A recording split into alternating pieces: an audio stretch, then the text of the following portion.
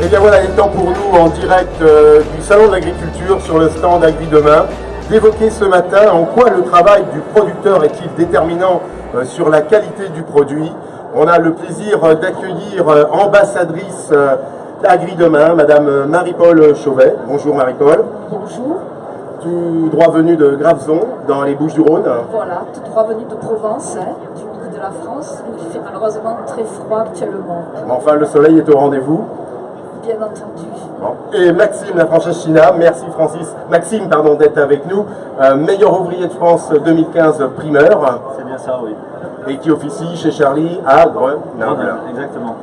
Alors, on le sait puisque depuis un ensemble d'années, la télévision, la radio, les médias officient dans cette voie. Il faut manger 5 fruits et légumes par jour. Donc c'est important. Mais d'où viennent-ils? Alors, pour ce faire, je me retourne vers vous, Marie-Paul, parce que arboricultrice, vous produisez des abricots, des prunes sur la commune de Graveson.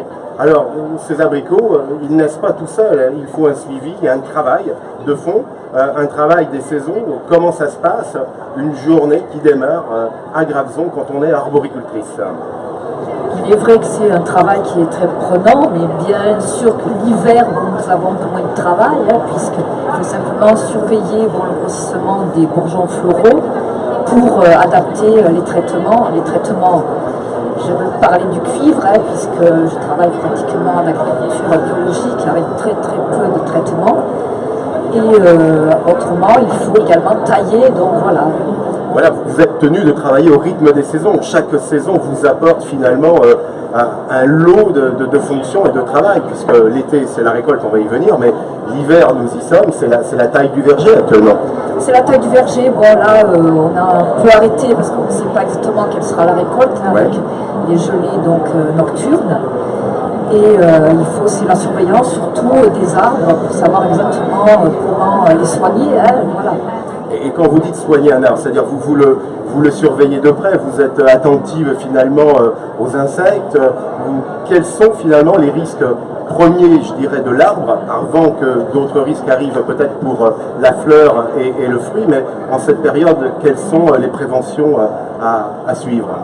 C'est-à-dire nous avons du monilia. Le monilia c'est un champignon qui est dû à un excès d'humidité. Et durant la taille, on coupe toutes les branches malades. Voilà, on élimine les branches malades et ensuite il faut les brûler, les sortir du verger, les brûler pour que ça ne contamine pas les arbres qui sont sains.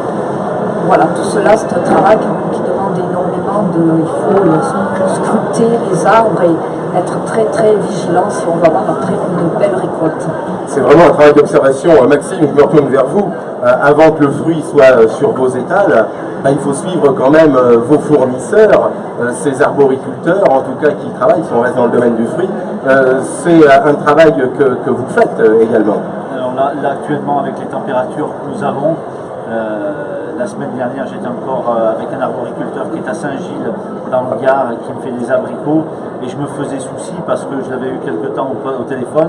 Il me disait les arbres commencent à faire leurs bourgeons et voyant ce froid mordant qui va arriver, je pense que Marie-Paul doit être en souci de ne pas avoir gelé nocturne pour ne pas perdre la récolte et c'est vraiment quelque chose. Alors que vous avez travaillé toute une année pour les producteurs et que ce soit anéanti en une nuit, c'est affreux quoi, mais c'est la nature et c'est comme ça. Parce que être primeur, et quand on est en plus meilleur ouvrier de France 2015, ça ne vient pas, je dirais, du jour au lendemain. Ça a été pour vous, Maxime, en tout cas, un long chemin de travail, de réflexion, également familial, parce que maman est auprès de vous, votre épouse, vos enfants y mettent également la main à la pâte, aux fruits et aux légumes. Donc expliquez-nous quand même, parce que meilleur ouvrier de France, je dirais, c'est un peu comme Marie-Paul, c'est un travail de tous les jours pendant longtemps. Alors, pour définir ce que l'on fait, c'est même plus qu'un travail, on ne prend pas ça comme un travail, sinon on n'en serait pas là, c'est plus une passion qui nous anime chaque jour. Et donc moi je suis issu de la 3e génération de primeurs, mon père avant moi était primeur, et c'est du 24 sur 24 mais avec un plaisir immense. Je porte aujourd'hui une médaille de meilleur ouvrier de France qui résume bien, c'est marqué la joie dans le travail. Et c'est ce qui fait que quand on voit un meilleur ouvrier de France, c'est ce qui nous anime. C'est le métier, savoir, connaître, pour amener toujours quelque chose d'un peu plus. Et notamment, là aujourd'hui, on parle de la production. Et sans la production, on serait incapable de proposer à nos clients une qualité telle. Alors la joie dans le travail, Marie-Paul, à Graveson, bon là, la joie dans le travail, quand le printemps arrive, là, il faut surveiller la floraison. C'est un moment singulier quand même, parce que la récolte arrive après.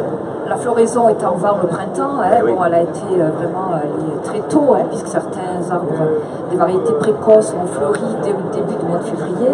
Et comme disait monsieur, bon, nous avons eu des gelées et on espère qu'il n'y aura pas trop de dégâts. Bon, là, actuellement, nous avons mis des chaufferettes dans les vergers pour pouvoir les allumer en cas de grosses gelées. Mais le gros problème, c'est que nous avons du Mistral. Donc c'est un peu compliqué avec le Mistral, on peut mettre de l'aspersion également sur les arbres pour les protéger du froid. Avec le Mistral, c'est d'autant plus compliqué. Mais moi, ce que je préfère, c'est quand même la cueillette, quand les abricots arrivent, qui commencent à rougir, à grossir. Là, on les surveille pour les cueillir vraiment à maturité, pour que les clients soient heureux. C'est vraiment un travail qui est passionnant. Alors on va y venir juste à ce moment, je dirais gourmand en tout cas du fruit, mais il est vrai que l'arboriculteur, l'arboricultrice vit au rythme des saisons et des aléas climatiques. Aujourd'hui, quand on est primeur et qu'on a toujours cette exigence de qualité, parce qu'effectivement la sélection doit se faire, c'est aussi les suivre en fonction du climat. Et j'écoutais récemment une de vos remarques, c'était sur des radis qui disaient que 4 jours avant ils étaient bien et 4 jours après ils avaient forcément un ton beaucoup plus épicé, on était dans le même champ avec le même producteur. C'est pas simple finalement de faire vivre le produit jusqu'à son terme.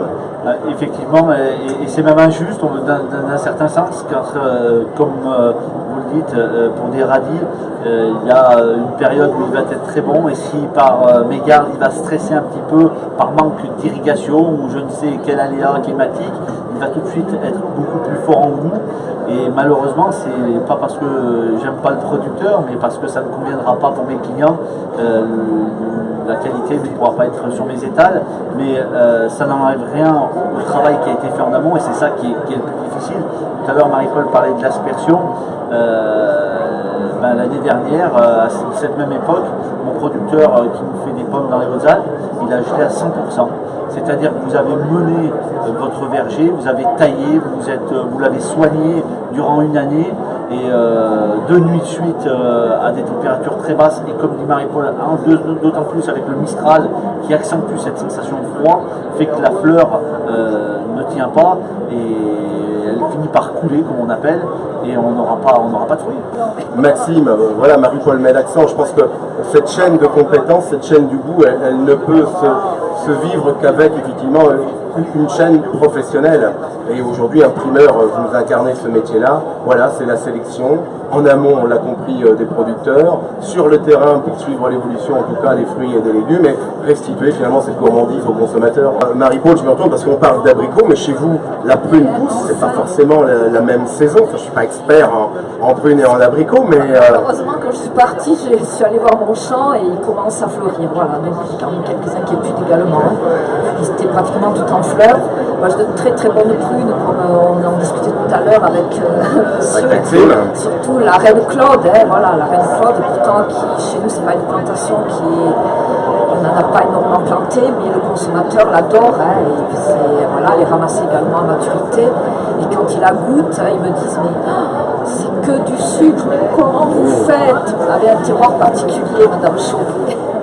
On va en parler tout à l'heure, peut-être de clafoutis, mais alors également pour être gourmand jusqu'au bout, parce que chez vous il y a aussi des oliviers, parce que vous êtes aussi productrice d'huile d'olive également. Voilà, donc l'huile d'olive bien entendu qui est emblématique de notre région, hein, donc j'ai apporté une bouteille d'huile d'olive de la vallée des Baux. On va goûter. Et enfin on a eu une belle récolte cette année, hein, enfin très très belle récolte dans les Alpes, dans la vallée des Baux. Oui. Ça faisait 2 ans que malheureusement on avait de très très peu d'olives. Ceci était dû à une mouche qui attaque les olives, qui les perce, les olives deviennent noires et elles aussi. Donc, comme il a fait très très chaud cet été, finalement ça nous a servi. Bon, c'est vrai qu'il a fallu irriguer, voilà, ça nous a irrigués en petite récolte. Mais par contre, du coup, on a eu peu d'attaques de mouches. Les mouches ont été déstabilisées par notre chaleur. Alors on comprend, grâce à vous Marie-Paul, le fruit à la portée forcément de la bouche des consommateurs. Quant à vous Maxime, vous êtes en tant que meilleur ouvrier de France un ambassadeur en tout cas des arboriculteurs et arboricultrices comme Marie-Paul, parce que vous portez ce champ de qualité et du goût jusqu'à l'Élysée même, pour terminer. Oui, il nous arrive effectivement de représenter le savoir-faire français auprès de la présidence de la République, de par le marché de gros de Rungis, Stéphane Layani qui nous sollicite et Guillaume Gomez donc du Palais de l'Élysée qui nous sollicite parfois pour faire des présentations de fruits français, comme on a pu faire récemment pour le Congrès des maires, où on a réalisé un étal uniquement et seulement de fruits français, tom-tom y compris, afin de régaler les invités. Mais effectivement, le titre de meilleur ouvrier de France nous amène parfois à de drôles de situations où on se retrouve effectivement avec le président. Eh bien, en parlant de bonnes situations, de drôles situations, on va se retrouver dans quelques instants pour continuer notre débat au Jardin Agri demain, où on va pouvoir, je dirais, amplifier notre gourmandise. On vous remercie de nous avoir suivis et à tout de suite pour la suite de notre programme. Merci.